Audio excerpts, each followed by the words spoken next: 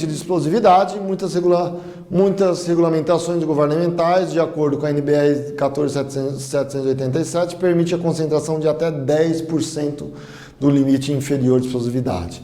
A concentração zero é a melhor e a padrão para muitas indústrias. Lembre-se que uma atmosfera em espaço confinado pode mudar com resultados das atividades de trabalho dentro ou ao redor do espaço confinado, tá? Vamos falar um pouco sobre isso daqui, tá? A melhor condição sempre é zero. Lembra quando a gente falou, eu posso entrar dentro do espaço confinado com gás, asfixiante? Posso. Como que eu vou entrar? Sistema de ar mandado ou máscara autônoma. Perfeito. Posso entrar dentro do espaço confinado com cilindro autônomo? Cilindro autônomo? Claro que pode. Posso entrar dentro do espaço confinado, então, com gás asfixiante? Gás asfixiante, nitrogênio, CO2? Posso. Sistema de ar mandado, máscara autônoma. Posso entrar dentro do meu espaço confinado com gás venenoso, tóxico? Posso. Como? Sistema de ar mandado e máscara autônoma. Posso entrar dentro do meu espaço confinado com gás inflamável? Lembra que eu vou assim, não pode. A melhor condição é zero, tá? 99% das empresas determina zero.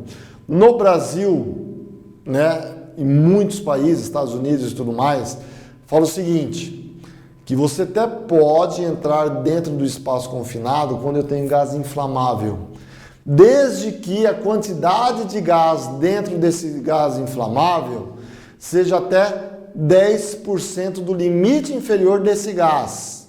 Ixi, que embananou tudo, hein? Não entendi nada.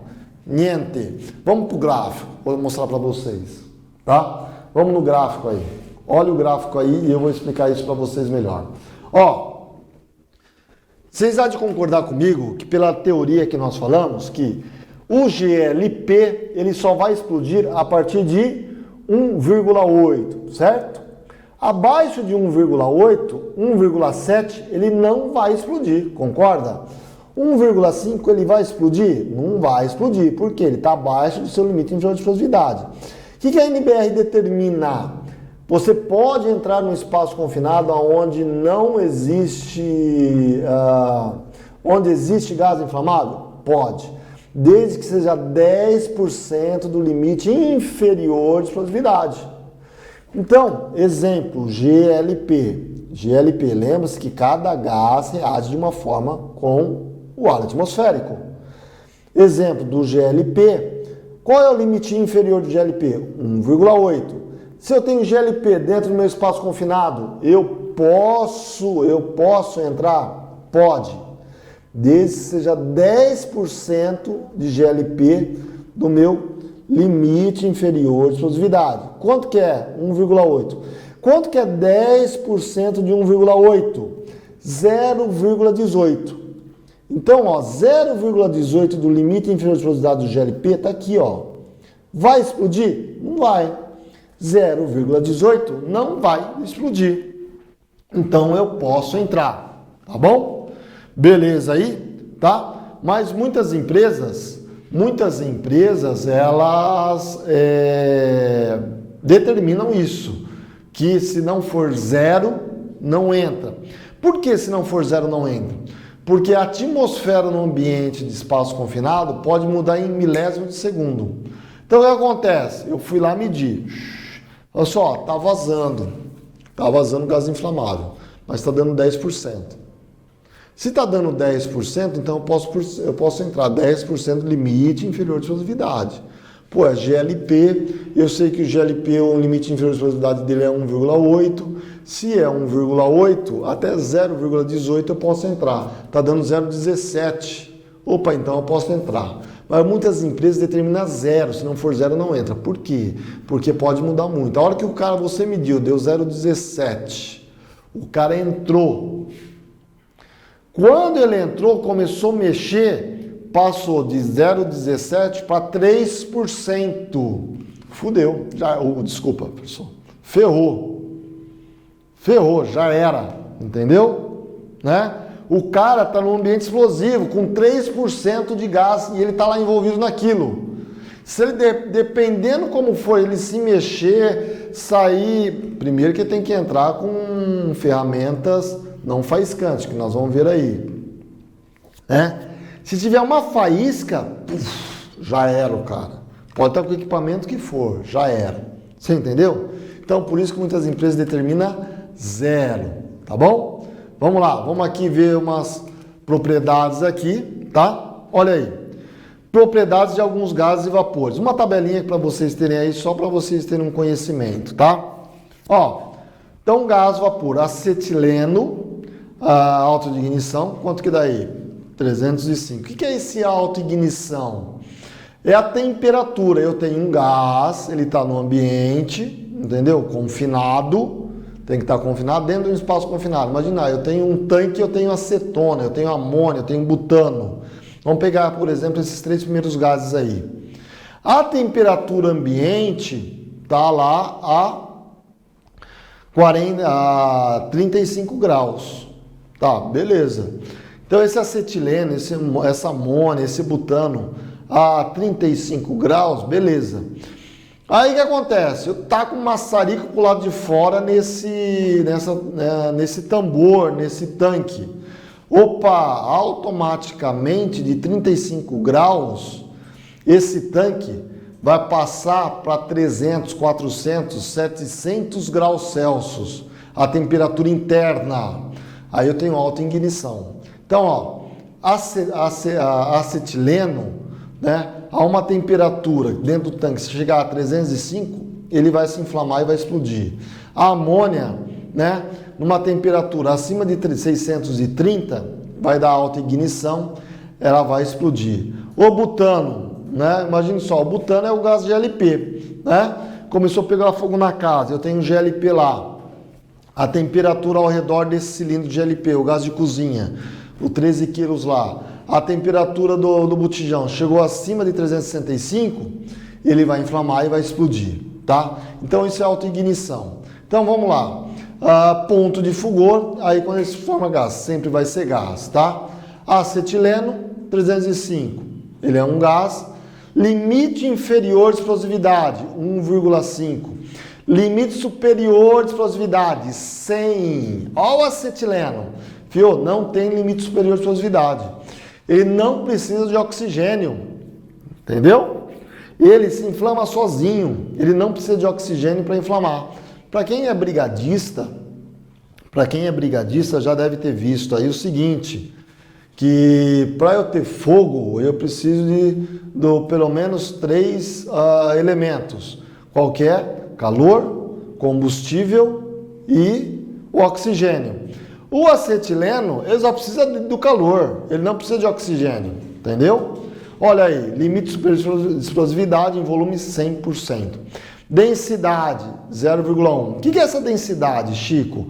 A igual a 1. É o ar, tá? Então, se for a densidade do gás for acima de 1, 1,5, 1,2, 1,1, 1,3, né, 2, né? Então ele é mais pesado que o ar, ele vai ficar do meio para baixo. Se a densidade do gás for abaixo de 1, igual o acetileno aí, 0,9, 0,8, 0,59, ó, coisa da amônia, né? Então ele vai ficar acima da metade do ambiente para cima, né? Se for abaixo de 1, vai ficar para cima. Se for acima de 1, vai ficar para baixo. Então vamos ver rapidinho aí cada um, para a gente só ter um conhecimento. A acetileno a gente já viu, amônia 630, né? Limite inferior de explosividade 15, olha a diferença da amônia. Para ela explodir, né?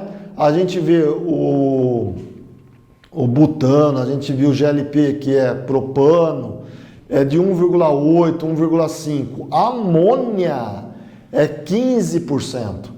E vai a 17. Ó, a faixa de explosividade dela é muito pouco, né? De 15 a 17, tá? A densidade dela é 0,59, quer dizer, vai ficar do meio para cima. O butano, alta de ignição 365, ele é gás. Limite inferior de explosividade do butano, 1,5. Limite superior de explosividade, 8,5.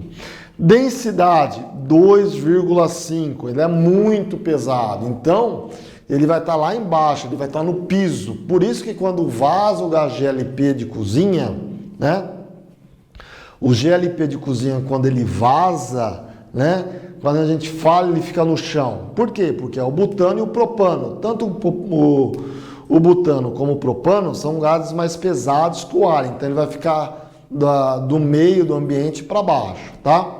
Monóxido de carbono, autoignição em 605, ele é gás, limite inferior de explosividade 12,5, limite superior de explosividade 74.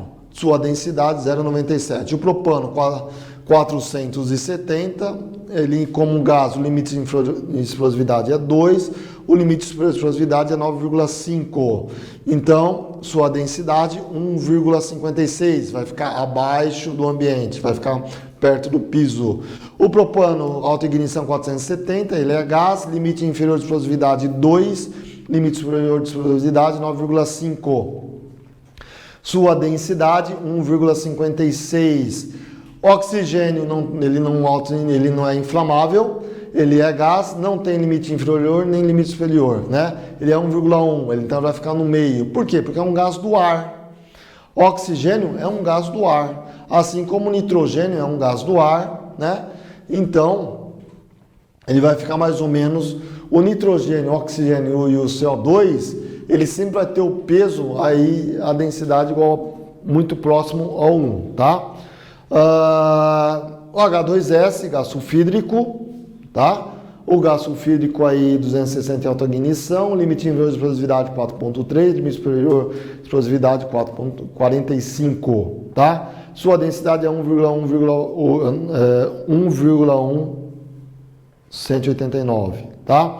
Gás natural, mais ou menos sua autoignição de 537, ele é gás, o limite inferior e limite superior inferior de mais ou menos 5% e limite superior de 15%. Sua densidade 0,61, 0,64, 0,60, aí depende de onde vem esse gás natural, que é o metano, né?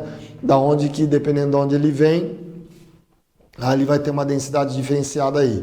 O nitrogênio, ele não é inflamável, ele é gás, e como ele não é inflamável, ele não tem limite inferior nem limite superior de explosividade. Beleza aqui? Tranquilos? Tá? Então, vamos para o segundo ponto, limite de tolerância. Vamos ver aí um pouco a respeito do limite de tolerância. O que é o limite de tolerância?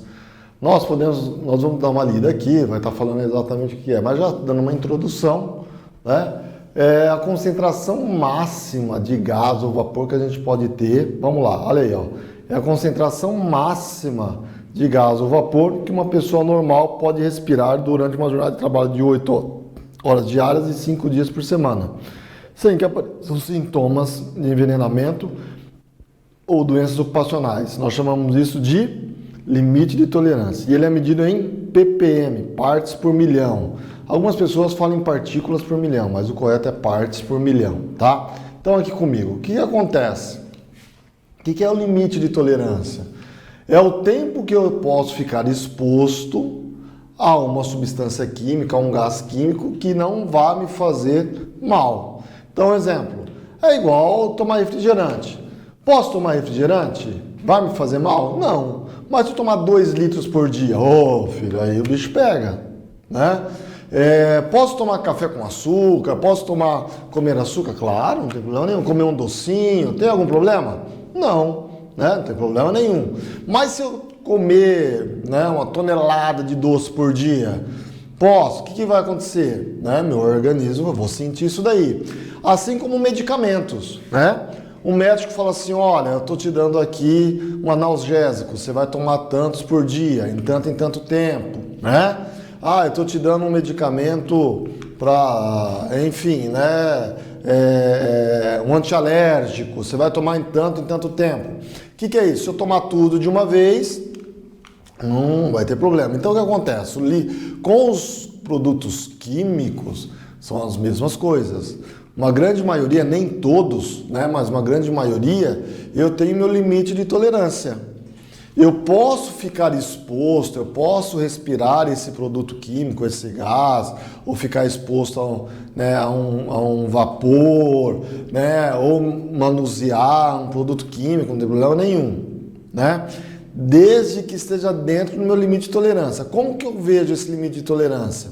Né? Mais ou menos é durante a minha jornada de trabalho, sendo 8 horas por dia, né? 5 dias por semana, mais ou menos isso daí, entendeu? E aonde que eu descubro isso? Existem os manuais, os livros, as biografias, né? Da higiene ocupacional, onde nós, da área de segurança do trabalho, principalmente de medicina do trabalho, eles vão buscar lá, né, cada produto químico, qual é o tempo de exposição, se eu posso ficar em exposição 5 vezes por semana, 8 horas por dia. Tem produto químico que vai mostrar lá, ó, 15 minutos na semana. Eu posso ficar exposto? Posso, 15 minutos na semana, não é 15 minutos por dia, é 15 minutos numa semana, no máximo. Então, isso é o que é? O limite de tolerância. É o tempo que eu posso, concentração máxima de um gás que eu posso ficar exposto a esse gás, a esse produto químico, que não vai afetar a minha saúde. Que não vem afetar a minha saúde. Beleza? Vamos dar uma olhada aí, dando continuidade, tá? Então, as unidades utilizadas para gases e vapores tóxicos são aí medidos em ppm, partes por milhão, que significa parte de poluente por milhão, parte de ar, né? Miligrama de gás por metros cúbicos, significa miligrama de gás por metro cúbico de ar que se respira. É uma unidade de peso por volume, né? E miligrama de gás por litro de ar, né? mg/L, significa miligrama de gás por litro de ar, tá? Observação, para gases combustíveis ou para exprimirmos grandes concentrações de gases, utilizamos o percentual, o volume, né? No qual 1% corresponde a 10.000 ppm, tá? Vamos entender um pouco essa tabela aqui. A gente viu lá atrás o seguinte, nós vimos lá, acabou passando, acho que eu nem acabei falando para vocês, né? O gás sulfídrico que a gente viu, o gás tóxico, qual é o meu limite de tolerância? Deixa eu voltar aqui a transparência para vocês, ó. Ah, não tá aqui, tá lá na frente, deve estar mais para frente. Deixa eu ver se tá aqui. Aqui, ó. Vamos pegar já essa transparência, olha aí, tá? Olha o meu limite de tolerância, olha aí, ó, o gás H2S, gás sulfídrico. Abaixo do gás H2S tem o CO, monóxido de carbono. Vai lá na última coluna, que vocês estão vendo aí, ó, gás, concentração, sintomas, efeitos ambientais, LT. O que é o LT? Limite de tolerância.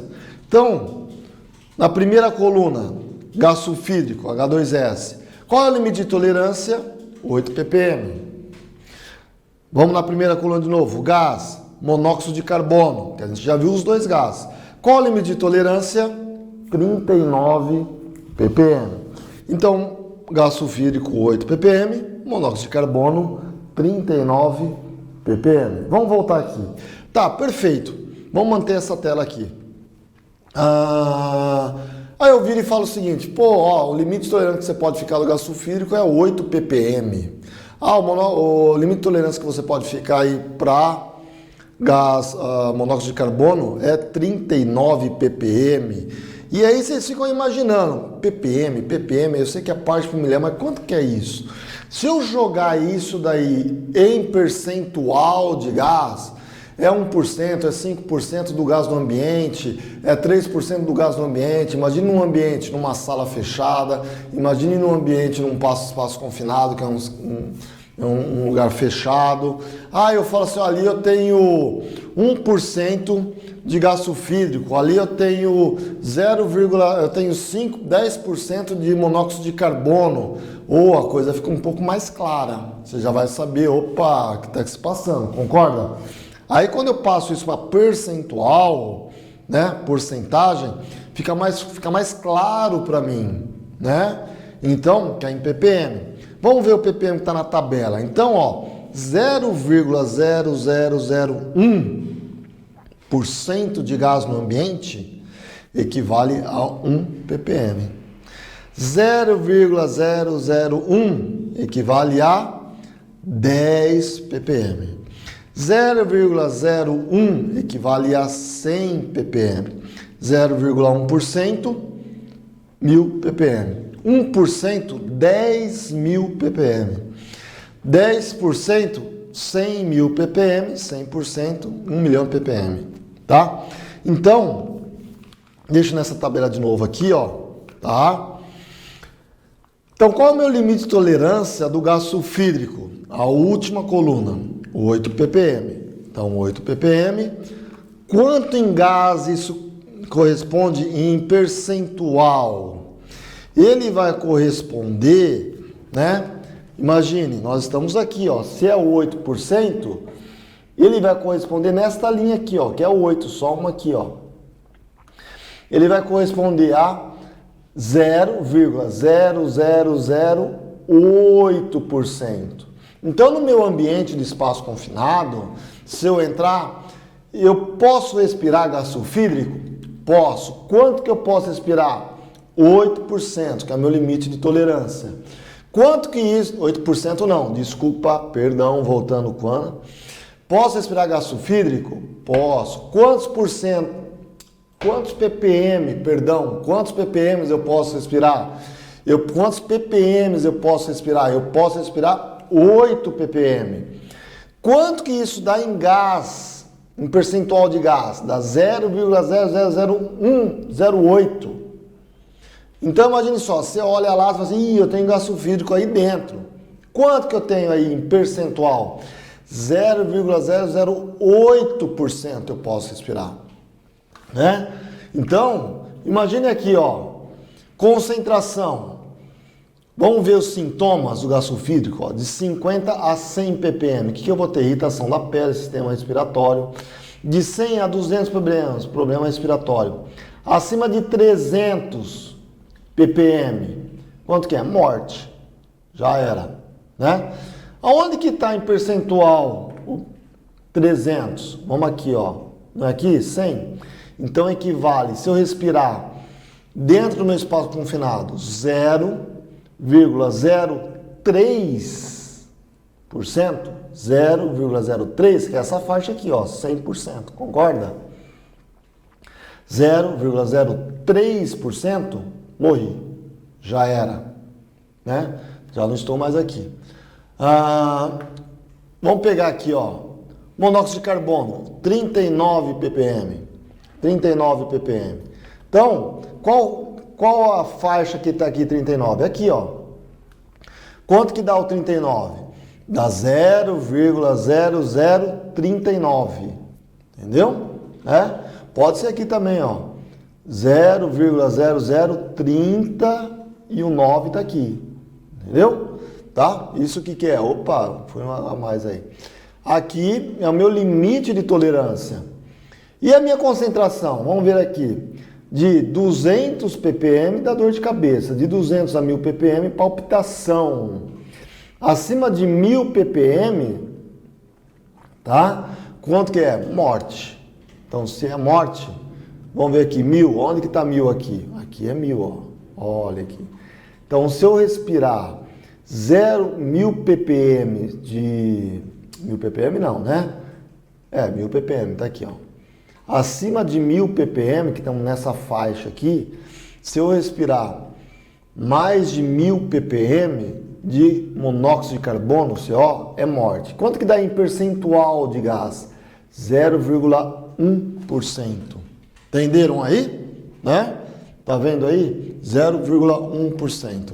Então, isso tá na nossa tabela de conversão aí para a gente saber aí, tá? E conhecer um pouco do ppm, partes por milhão aí, tá bom?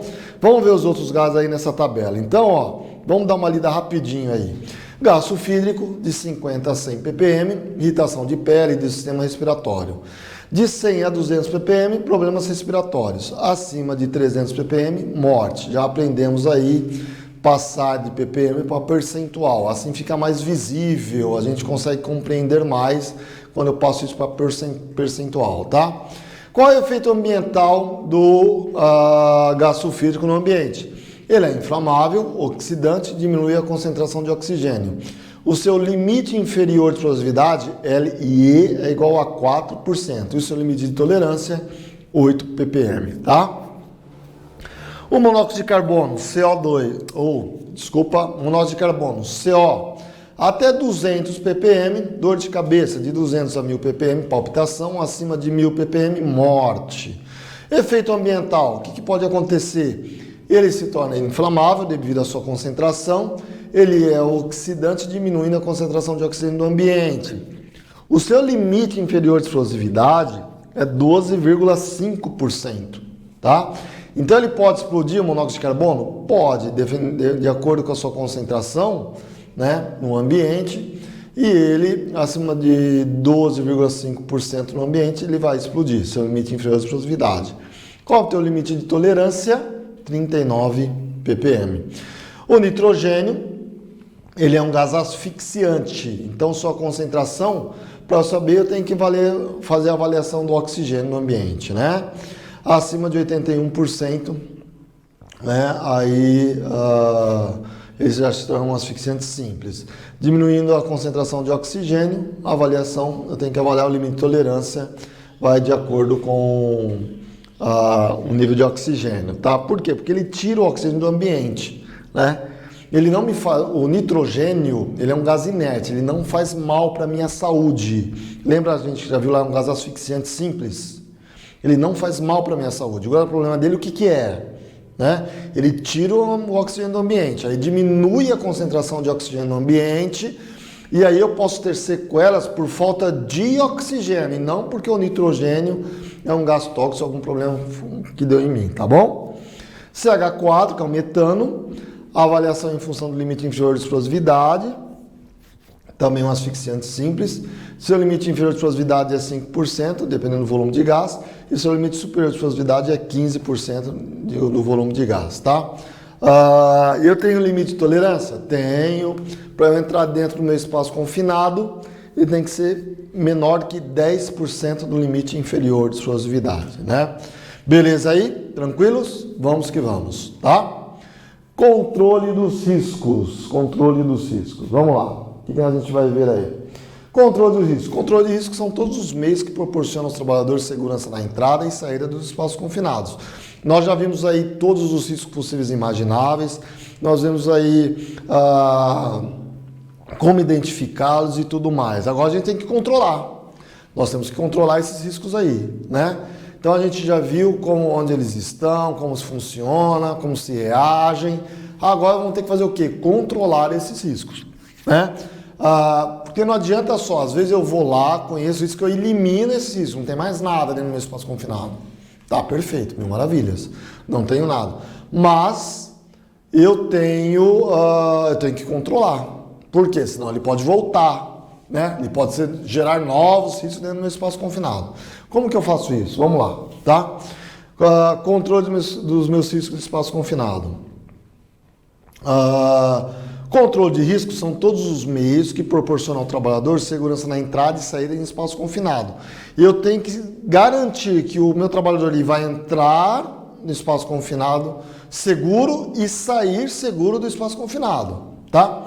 Medidas técnicas de prevenção de controle de risco, né? Norma na NR 33.3.2. O que eu preciso fazer? Identificar, isolar e sinalizar o espaço confinado para evitar a entrada de pessoas não autorizadas, tá? Aqui comigo então. Aí o que acontece? Eu vou lá, vou fazer um trabalho de espaço confinado. Perfeito. Ok. Chamo o vigia, tá lá, né? Vamos pegar lá nossos, né, conhecidos, o José, o Joaquim e o João. Vieram aqui, o João vai ser o vigia, o Joaquim e o José vão entrar, eu emiti a PET como supervisor de espaço confinado, certinho, e fui embora. Aí o que acontece? Não tem sinalização nenhuma, não tem identificação nenhuma, não tem nada, entendeu? O correto, o que é? É isolar a área, fazer isolação, colocar cone, passar fita, enfim, tá? Esse é o correto. Né? Poucos fazem, mas esse é o correto, né? Já várias vezes já fui dar treinamento, parte prática. Vamos fazer aqui nesse espaço confinado, um lugar neutro e tudo mais, então vamos fazer conforme tem que mandar a norma. Vamos isolar, vamos colocar o cone, vamos passar a fita. Puxa, que a gente não tem cone. Puxa, que a gente não tem fita. Quer dizer, tem que ter. Então, vamos providenciar, vamos buscar e tudo mais, tal, né? E tem área de segurança do trabalho. Como não pode ter fita? Como não vai ter cone, né? Então, tem que isolar a área. Então, primeira medida, tem que identificar, isolar e sinalizar os espaços confinados. Vamos lá, vamos ver o próximo. Né? Proceder à avaliação e controle dos riscos físicos, químicos, biológicos, ergonômicos e mecânicos. Né? Medida técnica 33.3.2, é aquilo que a gente já falou. A gente já viu até lá atrás. Ver quais são os físicos, os químicos, biológicos e aí, né, fazer a avaliação disso e eliminar, sempre que possível. Tá? Vamos lá, mais uma. Prever a implantação de trava, bloqueio, alívio, lacre e etiquetagem. Tá? Vamos lá aqui. Então, acontece. E eu tenho que tomar muito cuidado. Nós vamos falar um pouco mais lá na frente, até com um pouco mais de detalhes, né? Eu tenho que tomar cuidado quando eu estou trabalhando com um tanque, que eu tenho várias entradas e até mesmo saída de produto dentro desse tanque, tá? O que eu tenho que fazer? Eu tenho que travar, eu tenho que bloquear, eu tenho que identificar. Então eu tenho um tanque de combustível aqui, um tanque, um batedor aqui, né, de algum produto. Então o que acontece? Eu entro um produto químico aqui entra vapor, e aí por baixo sai essa mistura vai para um outro tanque, eu tenho um batedor no meio desse tanque, enfim, eu tenho que bloquear tudo isso, tudo antes de eu entrar e fazer o trabalho, né? Então o que acontece? Vou lá, fecho a válvula, fecho a outra válvula, fecho a válvula que pode dar retorno, que é de saída que vai para um outro tanque, para um outro sistema. Fecho, fechei, confirmado, não está vazando, nada. O que eu vou fazer? Vou etiquetar, nós vamos ver mais para frente lá. Coloquei uma etiqueta, não abra, perigo, né? Isolado, enfim, cada empresa tem aí uma definição. Fiz aqui a etiquetagem e vou o quê? Eu vou travar, vou bloquear para ninguém ir lá e abrir. Existem vários acidentes, né? Aqui na nossa região, há uns 4, começo do ano já, né? Já faz uns 8 meses atrás, o que aconteceu? Uma empresa que produz álcool, não à base de açúcar, de cana, né? Álcool através de milho, de outros processos aí. Eles fazem um álcool mais específico para laboratório, farmácia e tudo mais, né? O que aconteceu? Dois trabalhadores entraram dentro do tanque para fazer manutenção, né? Tinha um batedor, né? E aí a parte elétrica, não fizeram sistema de bloqueio nenhum, nem o bloqueio dos produtos que chegavam nesse tanque, nem a parte elétrica. O que aconteceu? Estavam tudo num painel, vários disjuntores, não fizeram o bloqueio desse painel, né? Como eles não fizeram o bloqueio desse painel, só desligaram o disjuntor e deixou lá. Os dois entraram dentro do espaço confinado, começaram a fazer a manutenção. Um outro eletricista foi lá e ligou onde eles estavam. Os caras ficaram literalmente picados. Tiraram pedaços dos caras de dentro do espaço confinado, aqui na minha região. Isso não é história, aconteceu, né? Então, conclusão.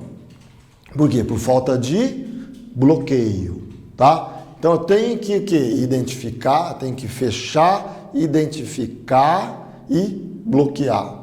Beleza? Vamos lá. Medidas de prevenção. Prever a implantação de travas, bloqueio, alívio, lacre, etiquetagem. Medidas técnicas. Avaliar a atmosfera nos espaços confinados antes de entrar os trabalhadores. A gente já falou sobre isso. Antes de entrar qualquer trabalhador, eu tenho que fazer o quê? Avaliar a atmosfera no espaço confinado.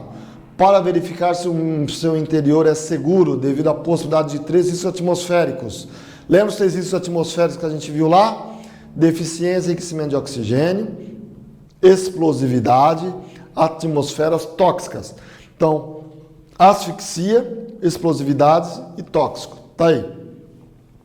As avaliações atmosféricas iniciais devem ser realizadas fora do espaço confinado. Nós vamos ver melhor aí para frente.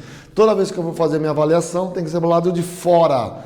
E depois, paulatinamente, a gente vai entrando, tá? Manter as condições atmosféricas aceitáveis na entrada durante toda a realização dos trabalhos. Monitorar, ventilar, purgando, lavando ou inertizando o espaço confinado, tá? Então, eu tenho que fazer aí todo o trabalho de limpeza do meu espaço confinado. Monitorar continuamente. Lembra que eu falei monitoramento contínuo? Lá na frente, tá aí, ó. Voltei aqui de novo. O que eu mostrei para vocês lá, voltei aqui, ó. Monitorar continuamente a atmosfera nos espaços confinados. Nas áreas onde os trabalhadores autorizados estiverem, desempenhando as suas tarefas para verificar se as condições de acesso permanecem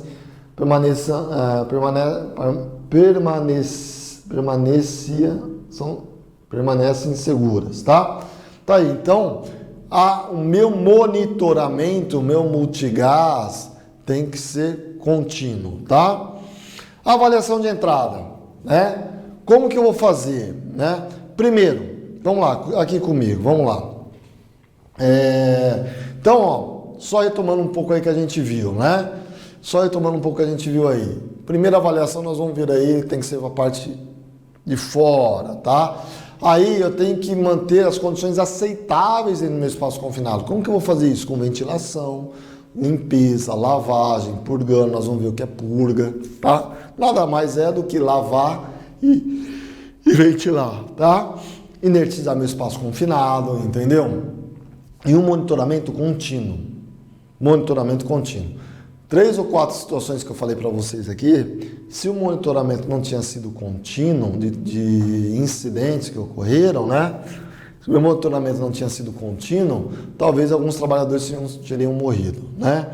E tem casos e casos e casos aí que trabalhadores morreram por falta de monitoramento contínuo. Olha um caso que aconteceu numa usina de açúcar e álcool, né? Numa usina de açúcar e álcool. O cara entrou, eles chamam de dorna, né? Onde eu acho que fica, onde faz a vinhaça, alguma coisa assim. Não é que faz a vinhaça. Vinhaça não se faz. A vinhaça é um derivado do processo na fabricação do açúcar, do álcool, né? Eu não sei onde fica armazenado a vinhaça, no processo de caldo, né? Da área da usina de açúcar e álcool.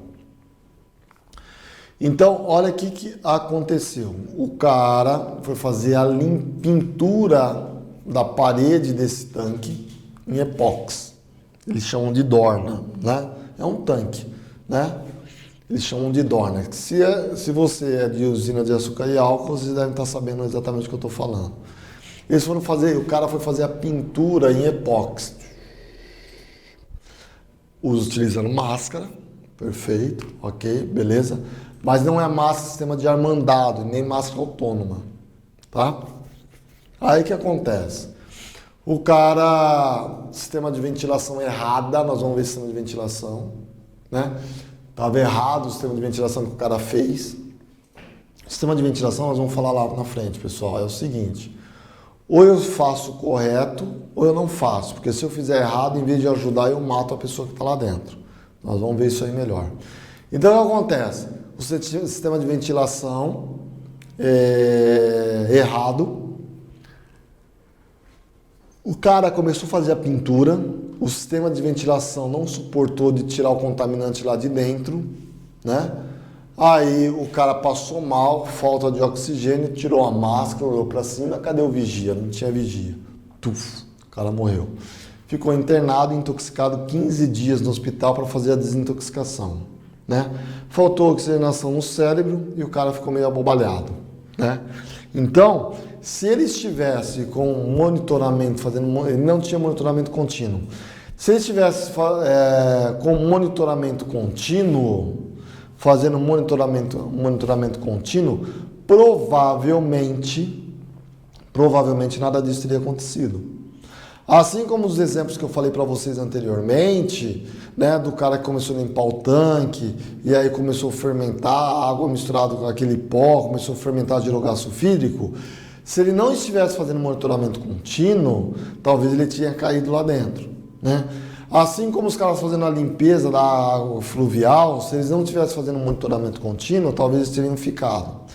Igual esse exemplo que eu estou dando que eu conheci, né? O cara, se ele estivesse fazendo monitoramento contínuo, né? Teria apitado e ele teria saído em tempo. Como ele não estava fazendo monitoramento contínuo, o que aconteceu?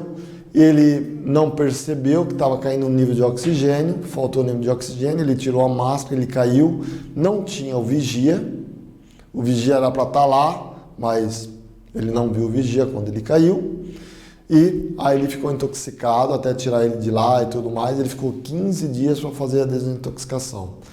Então, é fundamental que eu faça monitoramento contínuo independente da meu espaço confinado, se é IPVS, não IPVS, potencialmente IPVS. A norma determina esse monitoramento contínuo aí, beleza?